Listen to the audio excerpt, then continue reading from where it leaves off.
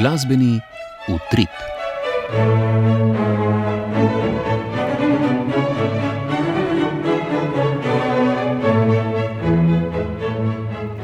Pozdravljeni, dragi poslušalke in poslušalci. Danes bomo v glasbenem utripu govorili o 3 abonmajskih koncertih. Kromatika, na katerem sta v četrtek z orkestrom naše hiše nastopila dirigent Elias Grandi in kitarist Mak Grgić.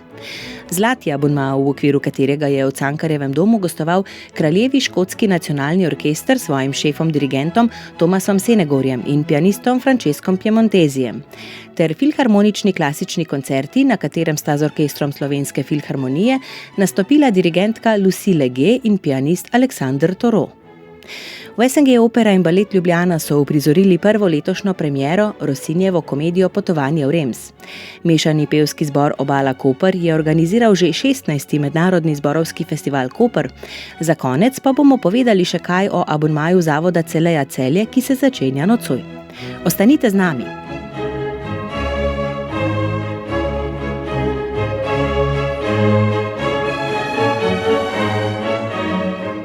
Začenjamo z opero. V ljubljanski operi so prejšnji četrtek, poleg uprizoritve prve letošnje operne premiere, kjer so prvič na oder postavili komično enodejanko Potovanje v Rems Gioachina Rossinija, med odmorom predstave podpisali tudi sporazum o strateškem mednarodnem sodelovanju med SNG Opera in Balet Ljubljana ter HNK Zagreb. Pri podpisu sta bili poleg obeh intendantov, Marka Hribernika, ki je prevzel glasbeno vodstvo predstave, in Ive Hraste Sočo, navzoči tudi slovenska in hrvaška ministrica za kulturo, Asta Vrečko in Nina Obuljen Koržinek. Sicer pa je predstavo ob odprtju letošnje sezone, ki je nastala v koprodukciji z goriškim kulturnim društvom Piccolo Opera Festival, režiral Marin Blažević. Dejan Juravič. Rossini je opero napisal za slovesnosti ob kronanju Karla X. za francoskega kralja. Prvič so delo izvedli samo za dvor, po 3 nadaljnjih predstavah pa jo je skladatelj kljub velikanskemu zanimanju občinstva sam umaknil s sporeda. Ker pa je bil na drugi strani prepričan, da je po glasbeni plati napisal veliko več kot le priložnostno delo, je dobršen del glasbe uporabil v svojem naslednjem odrsko glasbenem delu v operi Grof Ori. Če pogledamo narodnostno pripadnost junakov te opere, gre pravzaprav za neko vrsto takratnih združenih narodov, saj so s svojimi predstavniki zastopani skoraj vsi takrat pomembni narodi v Evropi. Opera ima kar 18 vlog, od tega 10 glavnih, 3 sopranske, mezzosopransko, 2 tenorski, baritonsko in 3 basovske. Lastnica hotela, v katerem potekajo vsi dogodki te enodejanke, Madame Cortese, upodobila jo je Diana Haller, je doma s Tirolskega. Od svetovljanskih gostov najprej omenimo znamenito pesniško improvizatorko Corino iz Rima, interpretirala jo je Nuška Drašček, ter poljsko markizo in vdovo po italijanskem generalu Melibeju v interpretaciji Nuce Zakajdze. Vesela vdova, ki se vedno oblači po najnovejši modi, Parižanka, grofica de Fuleville, je bila Nina Dominko. Plašnega in zaljubljenega Parižana Chevaljeja Belfiora je pel Brian Lopez González, v vlogi ruskega grofa Liebenskopfa smo slišali Dejana Vrbančiča, lorda Sidnija, seveda gre za Angleža, pa je predstavil Peter Martinčič. Don Profondo, literat, član različnih akademij in obseden zbiralec starin, je bil Benjamin Šuran, Nemca, barona Trombonka, po poklicu majorja, sicer pa fanatičnega glasbenika, je pel Giorgio Surian. Španski admiral Don Alvaro je bil Rok Bavčar, domišljavi hotelski zdravnik Don Prudencio pa Luka Ortar.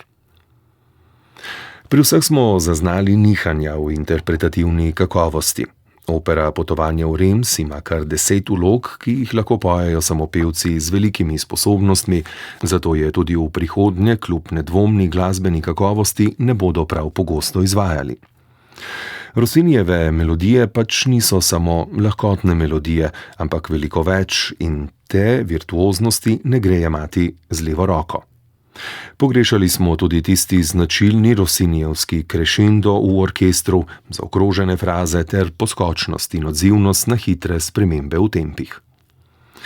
Režiser Marin Blažević je ustvaril kaotično, hitro odvijajočo se predstavo, V ospredju so konvencionalne režijske domislice, ki so predvsem odvisne od pevčevih igralskih sposobnosti, in dolgočasna scena, številne stopnice različnih velikosti, ki so ustvarjale bolj zmedo, kot pa da bi pripomogle k pripovedovanju zgodbe.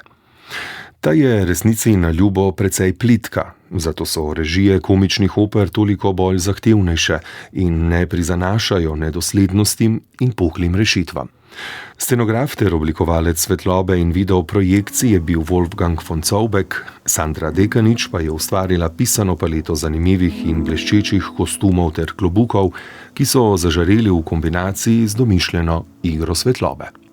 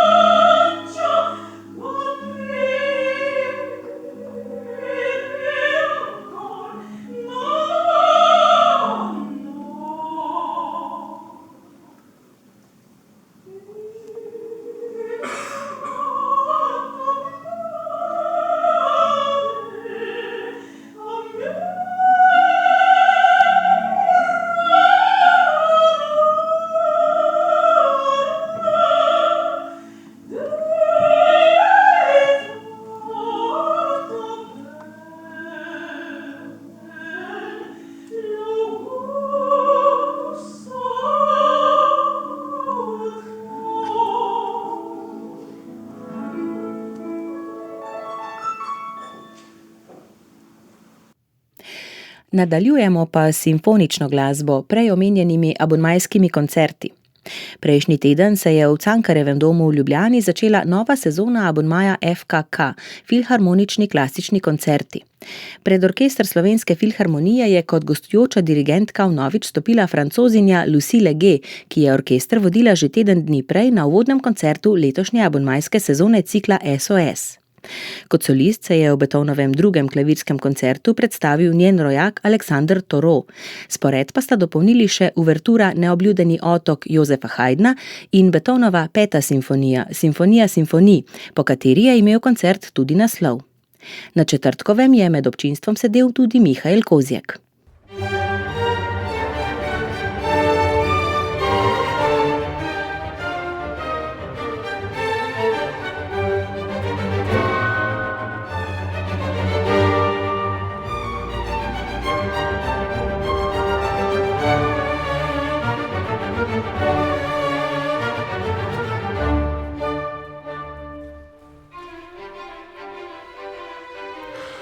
Orkester Slovenske filharmonije je v novo abonmajsko sezono FKK krenil z izrazito klasičnim programom, ki je bil razpet med viharništvom v Haydnovi uverturi k danes največ izvajani operi Neobljudeni otok, klasicistično jasnostjo solističnega koncerta ter dramo in zametki romantičnih idej v Beethovenovi 5. simfoniji.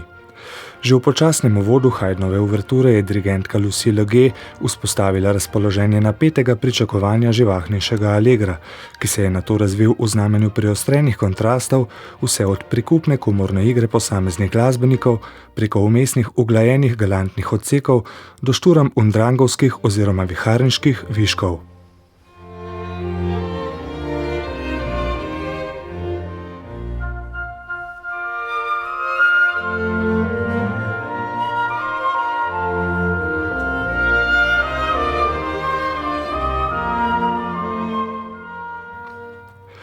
Obsežnejši del sporeda je tokrat pripadal Beethovenu. Še pred odmorom je v drugem klavirskem koncertu v B-duru kot solist nastopil francoski pianist Alexandre Tarot. Beethoven je klavirski koncert v B-dur zložil v svojem zgodnjem ustvarjalnem obdobju. Zanj značilni dramatični izbruhi in menjave razpoloženj so v tem delu še dokaj redki, glasba pa je v svoji naravi precej klasicistična in s tem v duhu mozartovska.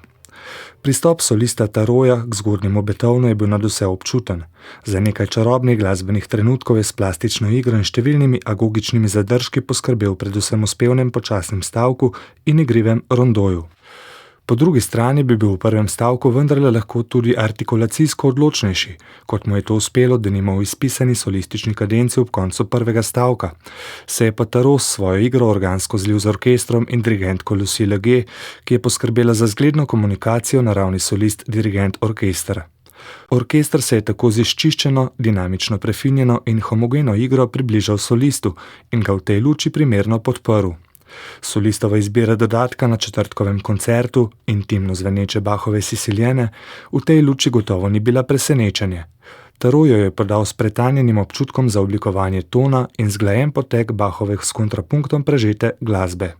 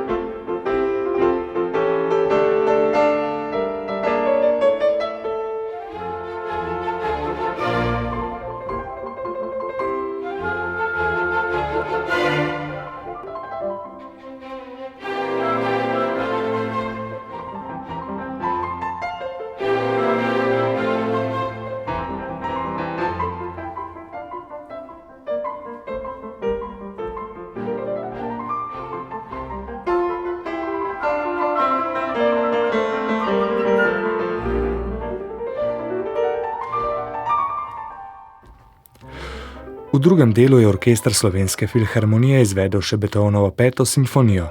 Simfonijo simfonij, po kateri je bil naslovljen celotni dogodek in ki jo v njenem osnovnem bistvu celostno zaznamuje uvodni motiv, sestavljen iz samo 3 not. Lucie Legge je ves koncertni večer zgledno urejala zvok orkestra in posamezna razmerja med sekcijami. Pri tem so za pridih avtentičnega zvena z začetka 19. stoletja poskrbeli trobenti in rogova brez ventilov. Če je bil puls v dramatičnem z motivom usode zaznamovanem prvem stavku na nekaj mestih še malce majav, najočitneje na določenih mestih v izpeljavi, ga je Lucie Legge v nadaljevanju konsolidirala. V zmagoslavnem sklepnem stavku, kjer svetloba C-dura premaga temo C-mola, pa morda celo malce preveč navdušeno pohitrila. Več kot le korektni izvedbi simfonije je tako umanjkala le čvrstost na ravni celotne forme, pri čemer se je recimo tudi napeto pričakovanje v prehodu s 3. na 4. stavek kar nekako razblinjalo. Je pa dirigentka Legge poskrbela za razkošno paleto izraznih odtenkov v spevnem 2. stavku, seveda ob izdatni pomoči uigranih godal. Vodil jih je koncertni mojster Miran Kolbl in odličnih solistov, tokrat še zlasti sekcija violončelov in pihal. Beethoven je bil tako pod črto dramatično učinkovit, muzikalno sočen in zvočno urejen, vendarle pa ne umetniško presunljiv, izpolnjujoč.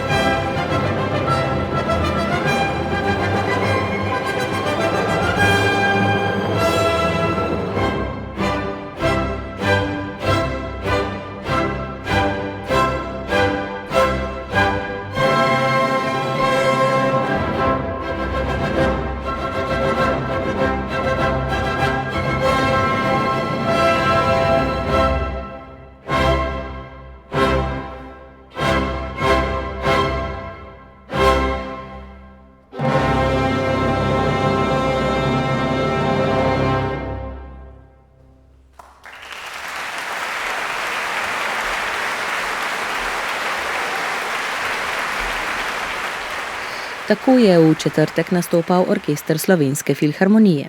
Po tem koncertu se je Mihael Kozjak v Galusovo dvorano Cankarjevega doma odpravil še včeraj, v torek, na koncert Kraljevega škotskega nacionalnega orkestra. To pa je bil uvodni koncert letošnje sezone za zlati abonma.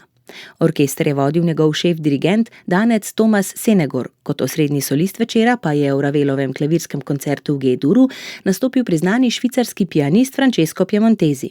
Spored so dopolnili 4 morski interludiji iz Britnove opere Peter Grimes in Mendelssohnova 3. simfonija, škotska. Daljnega leta 1891 ustanovljeni Kraljevi škotski nacionalni orkester se ponaša z bogato tradicijo neprekinjenega delovanja. Prejemnik več nagrad, med drugim nagrade Gramofon za klasično glasbo leta 2020 in 2 nekoliko starejših nagrad Diapason d'Or, brez dvoma sodi med najvidnejše britanske orkestre. Sinoči se je v Ljubljani ustavil v sklopu svoje oktobrske evropske turneje od Antwerpa do Zagreba ter predstavil slogovno raznolik in izvajalsko nadvse zahteven program. Tega so uvedli 4 morski interludiji iz opere Peter Grimes Benjamina Brittna. Orkester se je že v uvodnih taktih predstavil z navdihujočo skupno igro prvih violin in flavte ter njih muziciranjem in se pokazal kot dobro uigran ansambel odličnih glasbenikov. Tudi v nadaljevanju izvajalsko zahtevne partiture je orkester prepričljivo podal različna razpoloženja oziroma glasbene skice morja s plastično igro številnih izraznih in dinamičnih odtenkov in homogenim, morda v fortissimo delih vendarle malce preostrim zvenom, ki pa je bil zato intonančno izčiščen. Zasedbo je suvereno z nazornimi, a vendarle prefinjeno mehkimi gestami vodil njegov glasbeni direktor oziroma šef-dirigent, danec Tomas Senegor. Dober vtis uvodne skladbe je še nekoliko nadgradil v drugi točki večera, Ravelovem klavirskem koncertu v G-duru, v katerem se je v svoj žarometo znašel ugledni švicarski pianist Francesco Piemontesi. Piemontesi se je razkril kot tehnično izbrušen pianist. V intimnem počasnem stavku je navdušil z globoko ponotranjeno igro, pod črto pa s popolnim obvladovanjem klaviature in mojstrskim prilagajanjem različnim slogovnim odtenkom solističnega parta, od ljudskosti baskovskega v partituro vtkanega napeva do bolj eksotičnih tudi džezovskih melodij oziroma harmonij. V izvajalski bravuroznosti Piemontesija so dober zgled prepoznali in mu zavzeto sledili mnogi preostali izstopajoči glasbeniki orkestra, v prvi vrsti flavtistka, fagotist, hornistka in sicer na trenutke premočni trobentač, ki so z dirigentom Senegorjem na čelu našli jasno pot k ubrani izvedbi. Ta je po eni strani celovito razplastila kompleksno Ravelovo partituro, po drugi pa zajela vso slogovno raznolikost celote, ki je z izvajalsko zahtevnimi parti, ti od glasbenikov kar nekajkrat terjajo tudi igranje v skrajnih registrih, mestoma pravi koncert za orkester. Francesco Piemontesi je za dodatek tekoče izvedel še Bachov koralni preludij Zbudite se, kliče nas glas v klavirski transkripciji Wilhelma Kempfa. Koncertni spored pa se je v drugem delu nadaljeval še z Mendelssohnovo simfonijo številka 3 v A-molu, škotsko. Priljubljena Mendelssohnova simfonija je na samem začetku morda zvenela celo malce okorno, šablonsko, a je Senegor s časoma predramil glasbenike k bolj poletnemu muziciranju. Izvedba je bila sicer kot celota čvrsta, zaokrožena, vendarle pa manj navdušujoča od prvega dela koncerta, tudi zaradi občasnih manjših razhajanj orkestra v urnem skercu in na trenutke preostrih fortissimo v prvem in sklepnem stavku, v katerih je bilo pod vprašaj postavljeno tudi ravnotežje med posameznimi sekcijami. Na tem mestu se nehote ponuja primerjava z lansko izvedbo Mendelsohnove tretje, ki jo je pod vodstvom Nizozemca Basa Vigersa podal Orkester Slovenske filharmonije. Tedaj glasba ni zvenela tako brezkompromisno in morda celo tehnično neoporečno, je pa bržčas ponudila več muzikalne sočnosti, glasbene razposajenosti in s tem umetniških presežkov. Za dodatek in slovo od Ljubljane pa je Kraljevi škotski nacionalni orkester pod vodstvom Thomasa Sönegorja izvedel še živahen škotski ples v virtuozni preobleki za simfonični orkester in tako zaokrožil končni dober vtis ter upravičil sloves enega najuglednejših britanskih, če ne celo evropskih orkestrov. Tretji abonmajski koncert simfonične glasbe, ki smo ga poslušali v zadnjih dneh, je bil koncert za abonma Kromatika, ki je potekal že prejšnji torek. Simfonični orkester RTV Slovenija je tokrat nastopil z gostujočim dirigentom Eliasom Grandijem in solistom kitaristom Makom Grgičem. Na sporedu pa so bili 6. simfonija Ludwiga van Beethovna, aranjueški koncert Joaquina Rodriga in druga suita iz baleta Tri rogalnik Manuela de Falla. Na koncertu je bila Klara Žnidaršič.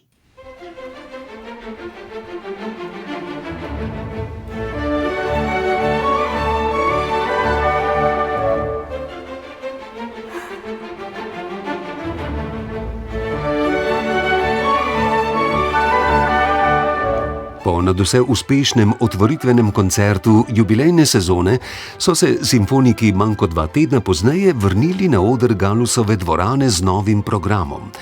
Tokrat je na dogodek pritegnila že sama programska dramaturgija sporeda in namesto tradicionalnega zaporedja, ki ga ponavadi tvorijo krajše uvodno delo, solistični koncert in za konec simfonija, so torkov koncert odprli z Beethovnovo pastoralno simfonijo.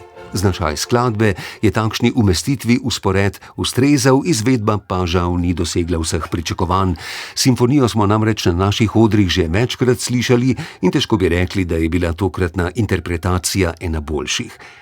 Nemško-japonski dirigent se je sicer izkazal z občutljivimi drobnimi gestami, a je po drugi strani pogosto segal po širokih, skoraj teatralnih gibih, ki niso vedno odsevali v zvočni podobi. Ker je večkrat preveliko pozornost namenil spremljevalnim sekcijam, so kontrasti zazveneli neproporcionalno, medtem ko so nekateri pomembni vstopi ostajali brez jasnega vzmaha. Tudi koncertni mojster Provotorov je deloval preveč vznemirjeno in izvajalci se v nemški postavitvi niso docela sprostili. Pihala, sicer srčika pastoralnega značaja, so zvenela monotono in včasih preveč neuravnoteženo. Njihov ton je v tem delu ključnega pomena za ustvarjanje primerne atmosfere, a se je večkrat izgubil v medli barvi in netekočem prelivanju solov. Kljub temu pa velja izpostaviti solo flavtistko in sekcijo rogov za muzikalen in intonančno natančen nastop. Prizor o potoku iz drugega stavka ni prinesel večjega izraznega naboja, sekcije med seboj niso bile usklajene in prekmalu smo se zavedali, da poslušamo najdaljši stavek simfonije. V naslednjih stavkih je izvedbo zaznamovala izbira tempov. Da bi optimalno zajel utrip kmečkega praznika, je bil 3. stavek prehiter, 5. pa je bil prepočasen za pesem pastirjev, ki jo je Beethoven osnoval na veselem in hvaležnem občutju po divji nevihti. Prav nevihta v 4. stavku je glasbeno in izrazno še najbolj prepričala, a zgodbo o sprehodu po podeželju, ki jo je obetal koncertni list, bi želeli slišati v bolj posrečeni izvedbi.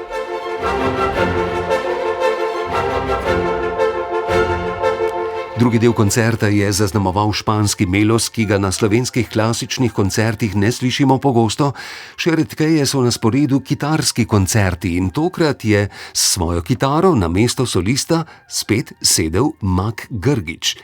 Slovenski kitarist z uspešno mednarodno kariero se je predstavil z znamenitim aranjueškim koncertom, ki povzema več pomembnih elementov španske glasbene tradicije. Ritmi prvega stavka izhajajo iz flamenka in kitarist jih je spretno izpostavil že v uvodnih taktih. Tudi orkester je ujel pravi značaj skladbe, a dober vtis so večkrat zameglili neusklajeni vstopi in dirigentova nepopustljivost solistovim poskusom rubatiranja.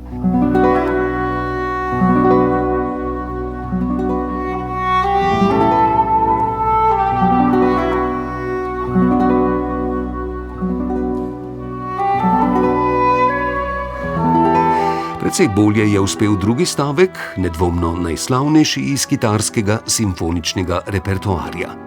Uvodna linija angleškega roga ob spremljavi kitarskih arpeggijev je zazvenela toplo in muzikalno, brez intonančnih negotovosti, izkazali pa so se tudi drugi orkestrski solisti.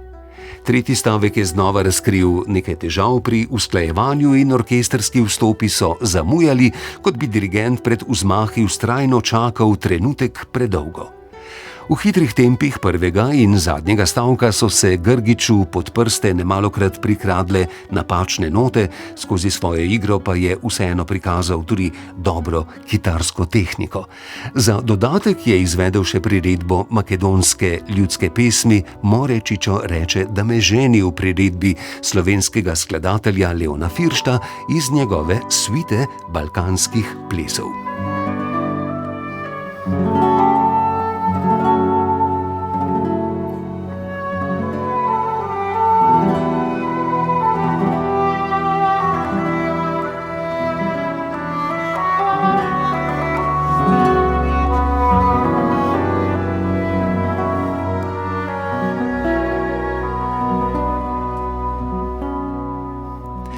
Tudi glasbo za balet Trirogelnik je zaznamovala tradicija, najkrajši del sporeda Trije plesi iz druge suite so zazveneli z jasno glasbeno vizijo, orkester pa je zdaj v številčnejši zasedbi pokazal, da skladbo dobro obvladuje. Nastopili so živahno, s poudarkom na dinamičnih efektih in jasnih andaluzijskih ritmih. Posebej sta izstopala odlomka z rogom in angleškim rogom v Mlinarjevem plesu, v zaključnem stavku pa so dirigentove energične kretnje ustvarile pravo plesno sceno in krojile izvedbo, ki je ta večer pustila najboljši vtis.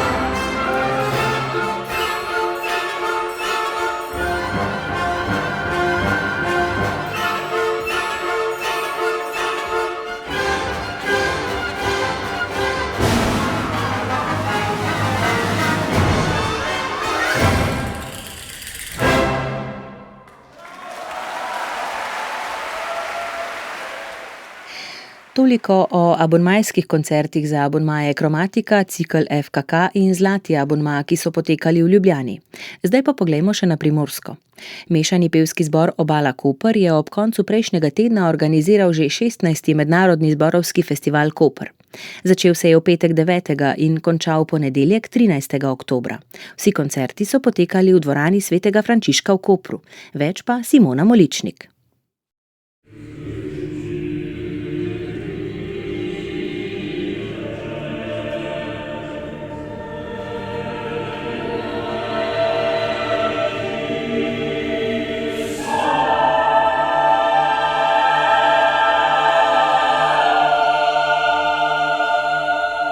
Takole je na prvem festivalskem večeru zazvenela nova skladba Kirije, umetniškega vodje festivala in dirigenta mešanega pevskega zbora Obala Koper, Andreja Makorja. Skladba je bila napisana pred leti, mislim, da leta 2018, po naročilu zbora BBC Singers iz Londona. Tam je bila potem tudi krstno izvedena. Skladba je napisana za trozborje Torej, skladba je sestavljena iz 3 delov, namreč tako kot veli tradicija za kirije, tako kot je besedilo, torej Kyrie eleison, Christe eleison, Kyrie eleison, torej se tudi sama tekstura in sama dramaturgija skladbe tako odvija, torej je nekje višek v sredini, mogoče celo malček zamaknjen. Večkrat se poslužujem tega, da skušam višek pripeljati nekje v zlati rez. In ta sama zvočnost je pa tako poigravanje z alikvotnim nizom, ki nas popelje v onstranstvo, višave. Skladbo je ob mnogih drugih krstnih izvedbah ali pa prvih izvedbah v Sloveniji izvedel Slovenski komorni zbor.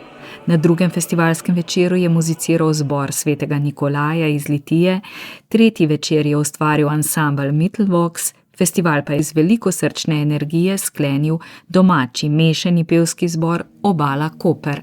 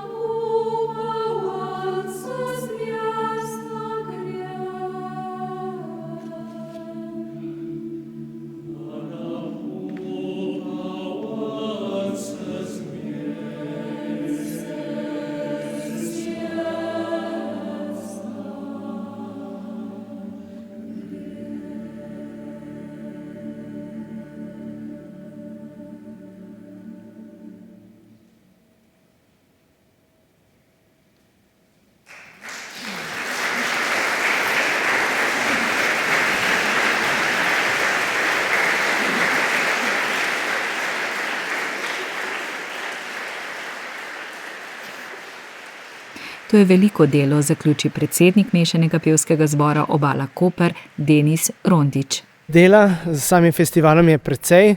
Jaz tudi kot predsednik mešanega pevskega zbora Obala Koper imam pod sabo potem tudi seveda izvršni odbor, ki opravi glavnino dela, torej vso komunikacijo s pevskimi zbori.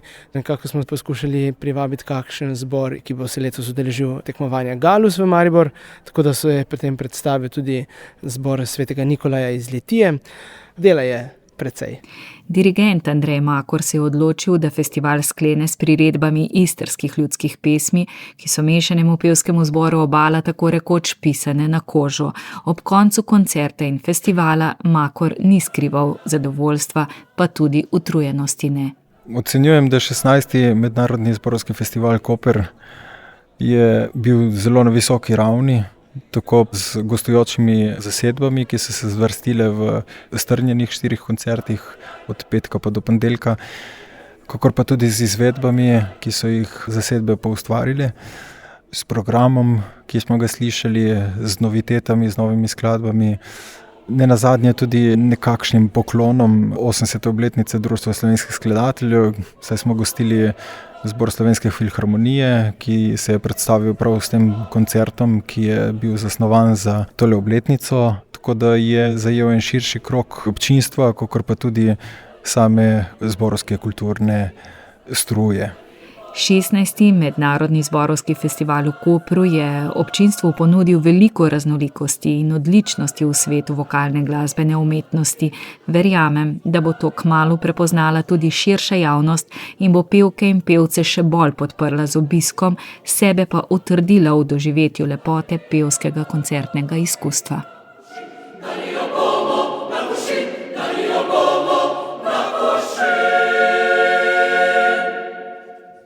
Zdaj pa hiter pogled čez mejo naše države v Združeno kraljestvo.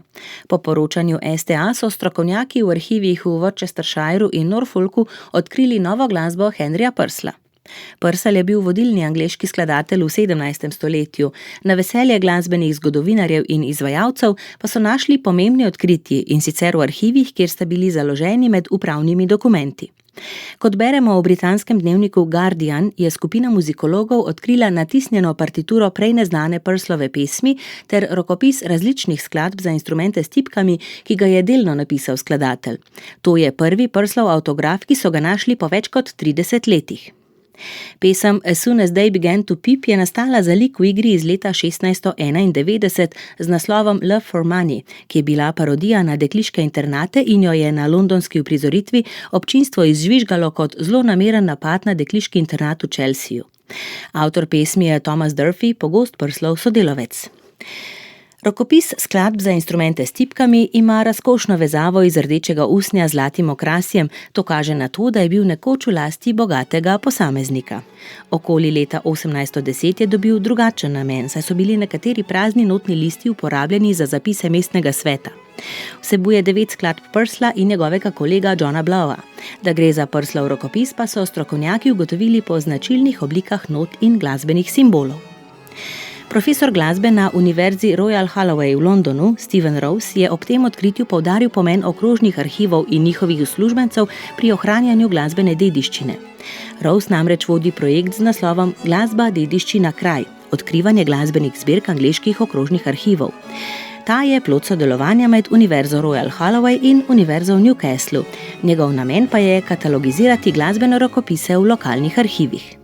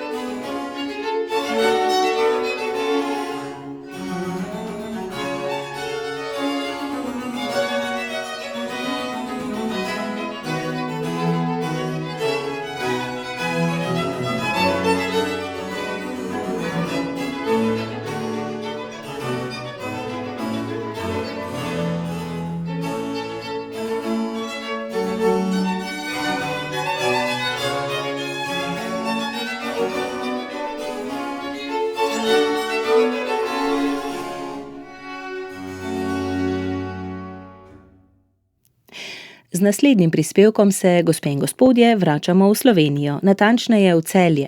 Zavod Celea Celje z nocojšnjim koncertom gostujočega dunajskega tria Amadeus v Narodnem domu Celje odpira letošnji koncertni abonma z naslovom Sosedje. Poloni Kovačič ga je predstavil umetniški vodja glasbene dejavnosti na zavodu Nenad Firšt. V letošnjem koncertnem abonmaju smo se nekako orientirali na sosednje države in umetnike, ansamble, ki prihajajo iz teh okolij. Zakaj?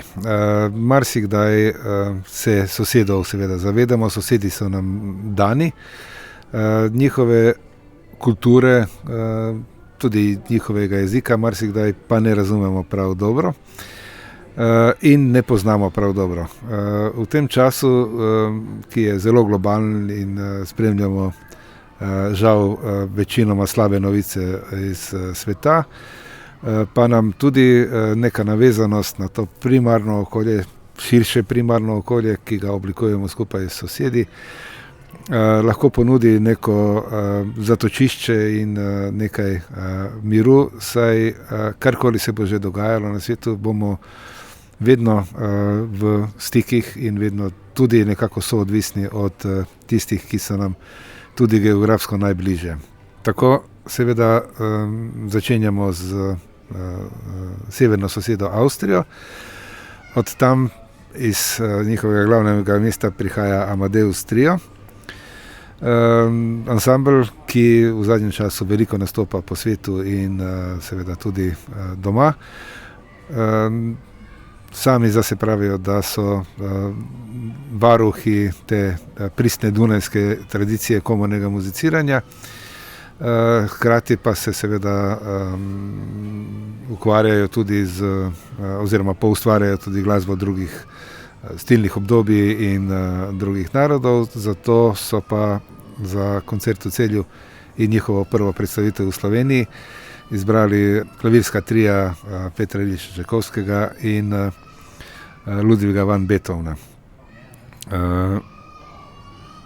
Naslednji koncert tega cikla, ki smo ga poimenovali Sosedje in ga potem poimenovali tudi v vseh teh jezikih sosedov, prihaja torej ansambl iz Madžarske, to je madžarski trobilni ansambl, ki ga sestavlja 10 trobilcev, ki so tako doma kot po različnih evropskih orkestrih zelo aktivni in zato tudi prvo predstavitev v Sloveniji so izbrali pisan spored nekaterih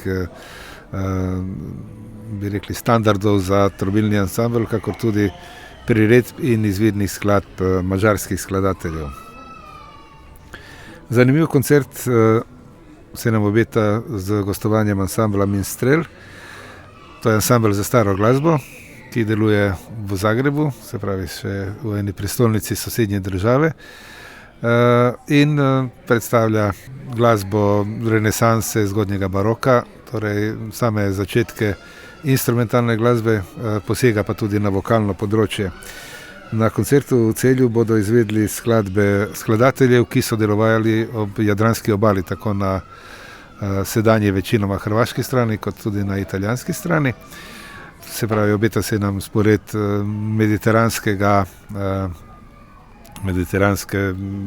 mediteranskega izročila, morda tudi melodike iz teh zgodnjih stoletij instrumentalne glasbe. Koncert bomo sklenili še s zadnjim sosedom, to je Italija.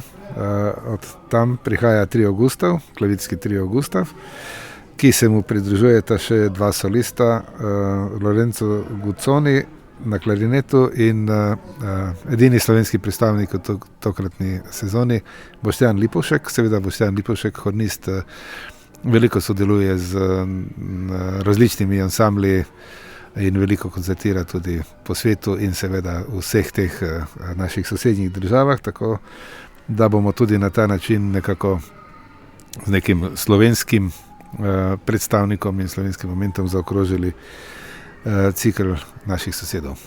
Toliko o celotni ponudbi letošnjega koncertnega abonmaja zavoda Celea Celje, ki se začenja nocoj z nastopom tria Amadeus ob 7:30 zvečer v Narodnem domu Celje.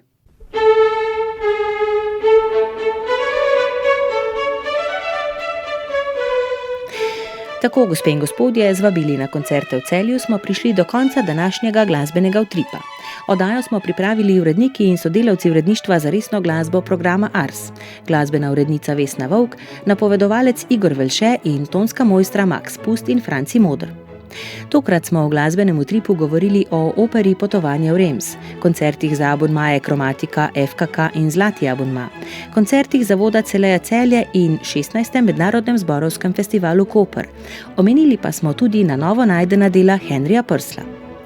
Če bi želeli oddaji prisluhniti še enkrat, lahko ujamete ponovitev, ki bo na sporedu jutri dopoldne ob 11. na programu Ars. Lahko pa jo poiščete tudi na naši spletni strani. Lep dan še naprej in naj vam tudi prihodnji teden obarva glasba. Med katerimi koncerti lahko izbirate, vam na programu Ars povemo vsako jutro v rubriki Glasbeni poudarki, ki je na sporedu kmalu po drugi jutranji kroniki, torej okoli 7:30 zjutraj.